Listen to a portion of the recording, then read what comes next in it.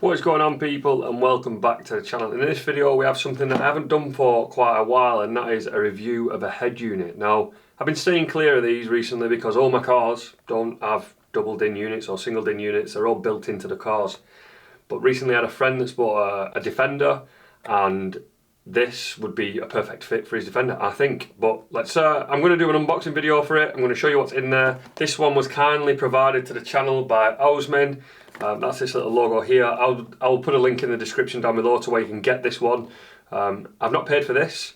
That being said, as with all of the product reviews that I do, it's not going to get a biased review because they've sent it me for free. If it's crap, I'll let you know it's crap. But first of all, the packaging. I mean, we have come a long way in these double DIN units since I last fitted one of these. The last one I fitted was an X-Trons unit, and you know, if this does half the stuff that does and it fits into this small form factor, then yeah, I think we're onto a winner.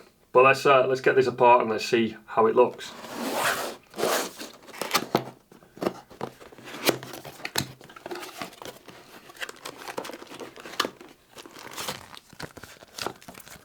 So first of all, you have a small user manual, but it's a nice extendable user manual.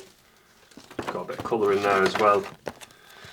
Looks like it's got the wiring breakdown, which is quite important for stuff like this. You know, you need that wiring breakdown, so if you are retrofitted into a car that maybe shouldn't have something like this, it's nice to have that. We have our various looms inside here. We'll definitely break that down later on and just see what's in there and what cables we have doing what.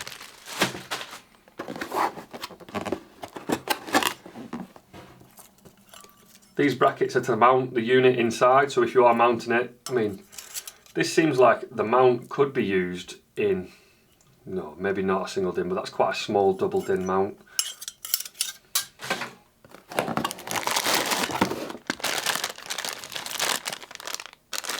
In this bag we seem to have a very small reverse camera,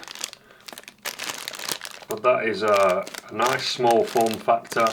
I'm not sure if this is included with every single purchase that you make, or whether they've just sent me that to review as well. We'll have to double check on the website later on for that. Some more bracketry there.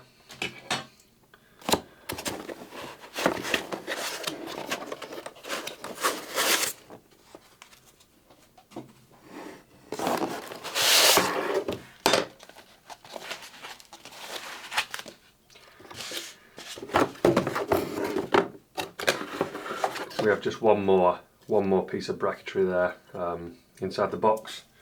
So then we've got the unit itself, and you know, you can probably tell from the box that this is, you know, we have definitely come a long way in terms of form factor with this sort of stuff. As you can see, it comes with a sort of bezel on there. I'm sure that's removable, and it fits into a double DIN slot. So if you are fitting this to your car, you'd need to buy a specific double DIN receiver for your car, if you didn't already have a double DIN, that is, which would allow you to slot this in. Looking on the back, seems like your main loom just goes up in this top left corner, and then you have various outputs here or inputs. Very nice to have this sort of stuff. You might not always use this, you know, we might use a couple of these for the cameras. The majority of these might stay empty, but it's definitely good to have this option. If you want to put a subwoofer in there, all sorts of stuff like that at a later date, you're going to utilise these. And I'm unsure what this top bit is for as of yet, but I guess we should take a look at the manual. So as you can see on this first page, it is compatible with steering controls. You know, that's quite a common thing these days. That's not unique to this unit itself, but that's good that it is compatible with steering controls. The way I've used these in the past is you have to map them in, so you'll link these up with your loom, but you'll also just map them in, so it'll ask you to press the keys and sync them in. It's got CarPlay, so Apple CarPlay, and it's also got Android Auto. Good that it's got them both. It does screen mirroring. Not sure the massive differences between screen mirroring and Apple and Android CarPlay, but yeah, it's got the option anyway. If you're looking for the password on this and you've maybe not got yours, the password is 123456.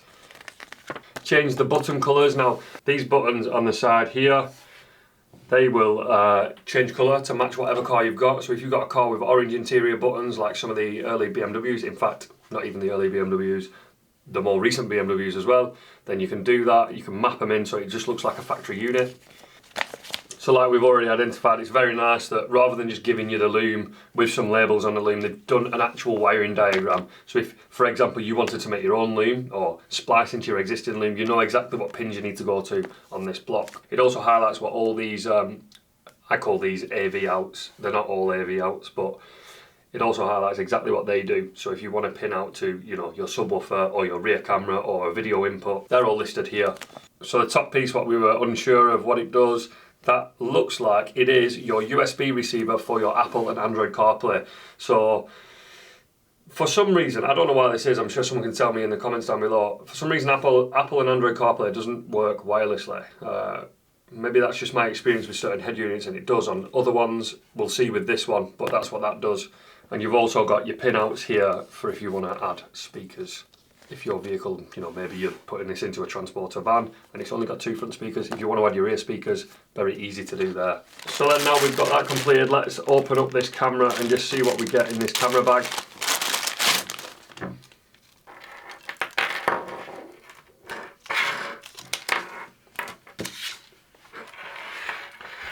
So we have our main camera there, and like I said, this is quite a nice small form factor. And these just work as extension cables. Don't be fazed by these, you don't need to plug into the back of your unit. They work as an extension cable, so you can extend the yellow from here, and the red is usually power. So we'll take our power here, plug that in, and then terminate that onto whatever power source you want. But what's quite nice is they've integrated the power cable into this as well, so you just need to run this one cable from the front of your car to the back of your car, and then you should have reversing camera. So this is that connector that goes into that top right area that we were unsure of to start with, or I say that I was unsure of to start with. This little beast here, that's going to plug into there, and that's going to give us a USB output. That means that we can plug our phone in and connect it to Android and Apple CarPlay.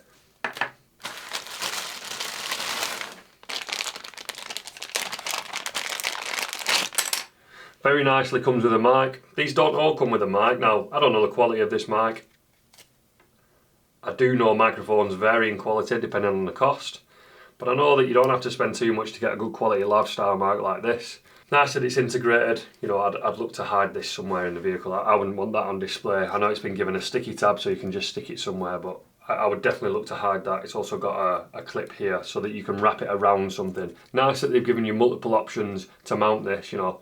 We might not all have a place where you can stick this to, you know, this is not going to stick very well to a headlining, but this could easily clip round a sun visor arm, for example. This could go around that and then provide you with a mount for your microphone.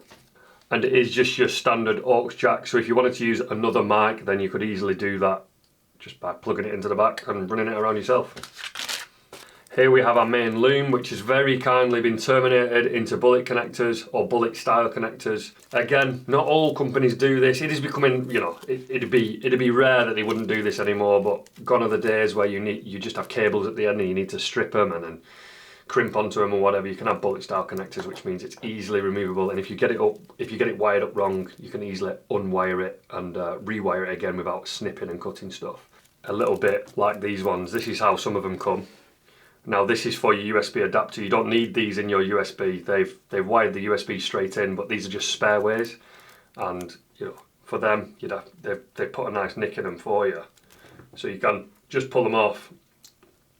But realistically, that is definitely going to be a lot more work if you wanted to terminate that than it is if you want to put another male bullet connector on the other side and just plug them in. You know what? One point on this that the kit hasn't come with, it would have been nice for them to provide maybe a fitting option in terms of the male side of these bullet connectors. You know, I have something that'll fit into these, but it probably won't fit as well as the same brand, whoever makes these. It would have been nice to have them exact ones. They could have easily provided them in a bag so that we could just plug in and crimp onto our existing cables. Finally, we have a very small antenna. Yeah, very small. Again, standard fitment, so if you wanted to make this antenna bigger, you probably could. And with the form factor of this, you know, there's definitely room to put a bigger antenna on the back of here. I'm assuming most cars, in fact, almost all cars with a double DIN unit will extend to about here anyway, at minimum, because usually they're this long, plus all the cables at the back. So you could easily put a really big antenna back there and get some really good signal from that. This probably works, this is why it's been included in the package. But from my experience of running head units like this, my biggest criticism is the signal's not always that great. And then finally, the last extras that you get is you get these 4 brackets along with a pack of screws. That is just for mounting. You know, you mount these in various different ways for various different cars. But yeah, run of the mill, look good enough. Well, I hope you've enjoyed this video, and you know, I'm definitely going to enjoy fitting this to a Defender, because Defenders have a really poor sound system, or very dated, and Defenders are getting more collectible, so there's probably going to be a lot more people willing to do this. The adapter plate is already on order, so as soon as that's here and the vehicle's available, I'm going to make another video on fitting it and how I connect it all up, so stick around for that video if you're interested. Like I said earlier in the video, the link to where you can get this from is in the description down below. I'm unsure if they're offering a different discount code at the moment, but if they are, I will definitely put that down there as well. Other than that, guys, thanks for watching the video, and I'll catch you in the next one.